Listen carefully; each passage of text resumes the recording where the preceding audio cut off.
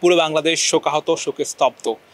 মাঠে যখন দর্শকরা প্রবেশ করছিলেন তখন তাদের মুখে হাসি ছিল না, মন খারাপ ছিল। কিন্তু যখন বাংলাদেশ জয় পেয়েছে, মাঠ থেকে যখন বেরোচ্ছে সবাই উচ্ছ্বসিত ছিলেন, সবার মুখে হাসি ছিল।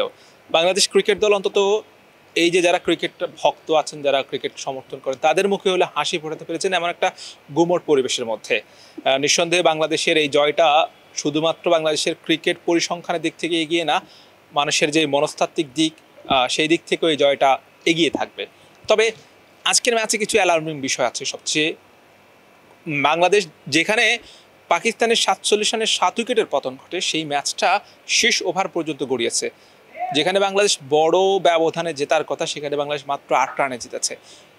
বাজে ফিল্ডিং, অবিশ্বাস্য রকমের বাজে ফিল্ডিং এবং বাজে প্ল্যানিং, এটার কারণে ম্যাচটা কিন্তু এত দূরে এসেছে। ফাহিম আশরাফ, আব্বাস আফ্রিদি, খুশদিল শাহ, আহমেদ দানিয়াল, তারা শেষ দিকে বেশ ভালো ব্যাট করেছে। ক্যাচ মিস হওয়াতে ম্যাচ মিস হতে পারত, কিন্তু সেটা হয়নি। এক ম্যাচে 3টা ক্যাচ মিস, এবং শেষ দিকে যে ক্যাচ মিস হচ্ছে সেগুলো আসলে ম্যাচের মোড ঘুরিয়ে দিতে পারতো, কিন্তু বাংলাদেশের ভাগ্য ভালো হওয়ার কারণে সেটা হয়নি। শেষ ওভারে মুস্তাফিজুর রহমান যখন বোলিং এসেছেন তখন 13 রান দরকার ছিল জেতার জন্য। প্রথম বলে 4, সবার মনে একটা শঙ্কা জেগেছে যে ম্যাচটা কি আবারও হেরে যাচ্ছে নাকি, কারণ বাংলাদেশের ক্রিকেট ইতিহাসে এমন অসংখ্য ম্যাচ আছে যে জিততে জিততে হেরে গেছে। ঠিক এই ম্যাচটাও আমার কাছে মনে হচ্ছিল যেন হাতছাড়া হয়ে যাচ্ছিল কিনা, কিন্তু না, দ্বিতীয় বলে মুস্তাফিজের বলে ক্যাচ ওঠে এবং বাংলাদেশ ম্যাচটা জিততে পারে।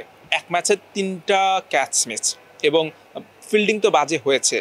সেই জায়গা থেকে আসলে ম্যাচটা যেখানে স্বস্তির সঙ্গে জেতার কথা, সেখানে ম্যাচটা টান উত্তেজনা হয়েছে। সেখানে তাদের মূল ব্যাটাররা খুব একটা ভালো কিছুই করতে পারেনি, কিন্তু শেষ দিকের ব্যাটাররা কিন্তু ভালো করেছেন। তো সেই জায়গা থেকে আসলে তাদেরকে আটকাতে ব্যর্থ হয়েছে বাংলাদেশ দল। সেখানে আসলে দলের প্ল্যানিংটা কী ছিল, সেই প্ল্যানিংটা আসলে এক্সিকিউট করা হয়নি। বা অনেকেই বলছেন যে এমনটা, যে হয়তো বাংলাদেশ দলের ক্রিকেটাররা ভেবেছেন যে ম্যাচটা জিতে গেছে, একটু খামখেয়ালে চলে এসেছে কিনা, কিংবা একটু সহজভাবে নিয়েছে কিনা, আর সেই সুযোগটাই পাকিস্তানের ব্যাটাররা নিয়েছেন। আব্বাস আফ্রিদির ব্যাটিংয়ের কথা বলতে হয়, খুশদিল শাহর ব্যাটিংয়ের কথা বলতে হয়, সবচেয়ে যিনি ভালো ব্যাট করেছেন ফাহিম আশরাফ। যদি রিশাদ হোসেনের 19তম ওভারটা বাজে হয়েছে, কিন্তু ফাহিম আশরাফকে শেষ বলে তুলে নিয়ে তিনি কিন্তু ম্যাচে আবার নিয়ে এসেছে বাংলাদেশকে। যদি ফাহিম আশরাফ থাকতেন, ওই বলে যদি তিনি আউট না হতেন, তাহলে কিন্তু বাংলাদেশ ম্যাচটা জিততো না, এক ম্যাচ হাতে রেখে সিরিজ জেতা হতো না। এই জায়গায় আসলে লেগ স্পিনারদের আসলে মুনশিয়ানা বলতে হয় যে তারা আসলে রান খরচ করলেও দিন শেষে তারা কিন্তু ম্যাচে ফেরান, তারা কিন্তু ম্যাচ জয়ী ফিগার করেন। তো সেই জায়গা থেকে আসলে রিশাদ হোসেন সেই কাজটাই করেছেন।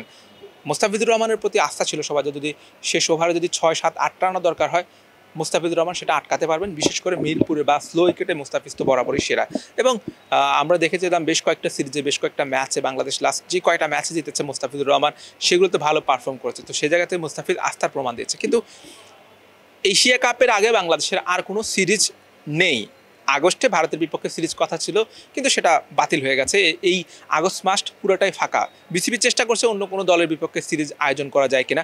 যদি সিরিজ আয়োজন করা যায় তো সিরিজ খেলবে, না হলে নিজেদের মধ্যে ম্যাচ খেলবে, সেভাবে প্রস্তুতিটা নেবে। তবে শ্রীলঙ্কার বিপক্ষে সিরিজ জয়ের পর আবার পাকিস্তানের বিপক্ষে সিরিজ জয়, টানা দুটো সিরিজ জয় বাংলাদেশের কনফিডেন্সটাকে বাড়াবে, বুস্ট আপ করবে নিঃসন্দেহে। তবে মিরপুরে যে উইকেটে খেলা হয়েছে পাকিস্তানের বিরুদ্ধে, সেটা অনেকটা ফেক কনফিডেন্স তৈরি করতে পারে।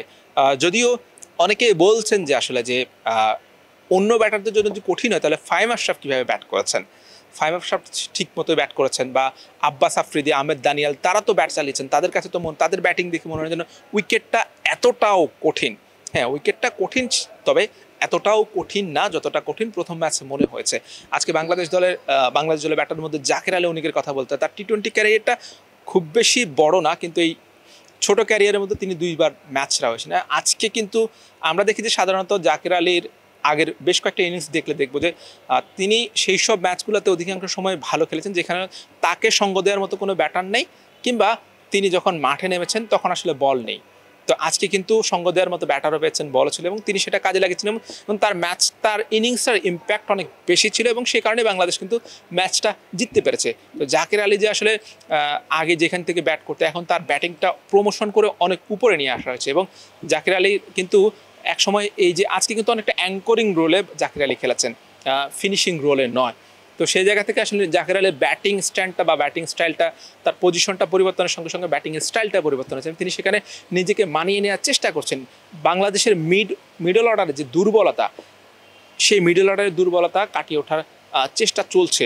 অর্থাৎ জাকের আলী, শামীম হোসেন পাটোয়ারি, তাদেরকে ব্যাটিংয়ে অনেক উপরে নামানো হচ্ছে, প্রমোশন দেওয়া হচ্ছে। তো সেই জায়গা থেকে আসলে তারা যদি এই জায়গায় সেট হতে পারেন, এটা বাংলাদেশের যে মিডল অর্ডারের দুর্বলতা, মিড ওভারে যে বাংলাদেশ ব্যাট করতে পারে না, সেটা কিন্তু কাটিয়ে যাবে এবং এটা বাংলাদেশ দলের জন্য নিঃসন্দেহে একটা ভালো সাইন। এশিয়া কাপের পরে আগামী বছর বিশ্বকাপ আছে, তো সেই জায়গায় বাংলাদেশের টি-20 দলটার যে ধারাবাহিক পারফর্ম, লিটনের ক্যাপ্টেন্সি, লিটনের আজকে ফিল্ডিং নিয়ে বলতে হয় যে আসলে প্রথম 5 উইকেট পড়েছে, এই 5 উইকেটের 5টাতে কিন্তু লিটনের হাত ছিল। তিনি ক্যাচ ধরেছেন, তিনি রান আউট করেছেন। তো সেই জায়গা থেকে আসলে লিটন আসলে বেশ ভালো ফিল্ডিং করেছেন। তবে শেষ দিকে কিন্তু লিটনের পরিকল্পনাটা কী ছিল জানি না, মনে হচ্ছে একটু এলোমেলো মনে হয়েছে এবং বাকি তানজিম সাকিব, পারভেজ হোসেন ইমন, মোস্তাফিজুর রহমান, তারা কিন্তু ক্যাচ ড্রপ করেছে। তো বাংলাদেশের ফিল্ডিংয়ের এই দুর্বলতা যদি কাটাতে না পারা যায়, তাহলে কিন্তু বাংলাদেশ অনেক পিছিয়ে যাবে। 50-50 যে ক্যাচগুলো বা কিংবা 50-50 রান আউটগুলো, সেগুলো যদি করা যায় তাহলে ম্যাচে বাড়তি অ্যাডভান্টেজ পাওয়া যায়। কিন্তু সেই জায়গায় যদি ইজি ক্যাচ এবং ম্যাচের ক্রুশাল মোমেন্টে ক্যাচ মিস হয়, তাহলে কিন্তু আসলে ম্যাচ জেতা সম্ভব না, ব্যাটাররা বোলাররা যত ভালোই পারফরমেন্স করে না কেন। আজকের ম্যাচে সবচেয়ে অ্যালার্মিং বিষয় হচ্ছে এই ফিল্ডিংটাকে বাংলাদেশ আরও বেশি আপডেট করতে হবে এবং ফিল্ডিংয়ে আরও বেশি পারদর্শী হতে হবে। এবং এই যে ম্যাচ ছেড়ে দেওয়ার, কিংবা আমরা দেখি অস্ট্রেলিয়া, ইংল্যান্ড কিংবা ইন্ডিয়ার কথা বলি যে তারা ম্যাচের শেষ বল পর্যন্ত আসলে আত্মবিশ্বাস রাখে বা ম্যাচ হেরে গেছে নিশ্চিত এমন ম্যাচও তারা কিন্তু ওভাবেই খেলে যে না, ম্যাচ শেষ বলে তারা জিততে পারে। আমার মনে হয় সেই মানসিকতায় সবারই খেলা উচিত। হয়তো বাংলাদেশের ক্রিকেটাররাও খেলেন, কিন্তু কোনো কোনো সময় হয়তো সেই জায়গা থেকে হয়তো একটু সংযোগ বিচ্ছিন্ন হতেও পারে বা হয়ও।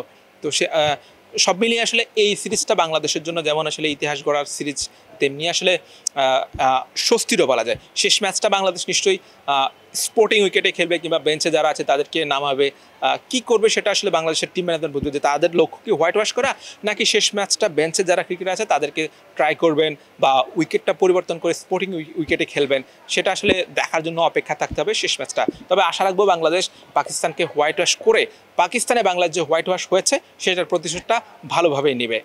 Hossain Arman, BD quick time, Dhaka.